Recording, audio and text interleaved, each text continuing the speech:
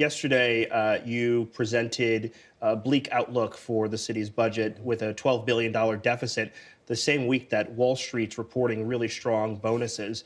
Walk me through that math. How does Wall Street actually help, and where's the rest coming from? So Wall Street's announcement is something that is very encouraging and frankly will be helpful in dealing with a $12 billion fiscal deficit. The reason that I can't point to Wall Street and say that the deficit will be taken care of is simply the sheer scale of this deficit. We're talking about something that is larger, frankly, than what the city even faced during the Great Recession.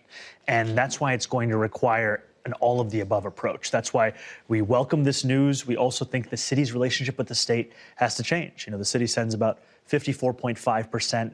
It makes up the gross revenue of the state, only receives 40.5% in return. And we also think that the city's relationship with its wealthiest residents, most profitable corporations, also has to change so that we can bring this city back to firm financial footing. You know, as the mayor, I am legally required to balance the budget of this fiscal year and the next. That is something we are fully going to do. In order to do so, we have to deal with these structural problems. You spoke about Eric Adams and Governor Andrew Cuomo, former Governor Andrew Cuomo. Where does the city council lay blame? State legislature?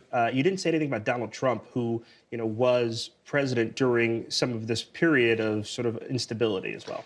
I think there's no question that we are talking about a city's fiscal health also in the context of threatened cuts coming from the federal administration. Those are cuts that we're going to fight with every single tool in our toolbox. However, the $12 billion fiscal deficit, when it comes to the architects of that deficit, we're talking about the former mayor and the former governor. The reason for this is that the former mayor would under budget the costs of actual city services. We're talking about when it comes to access to shelter, or we're talking about cash assistance, sometimes even only budgeting half of the cost, or 60% of the cost. And then here we are seeing a deficit grow to a level we haven't seen before. And amidst all of that, adding close to $2 billion in new expenses. That's the kind of gross fiscal mismanagement that we're talking about.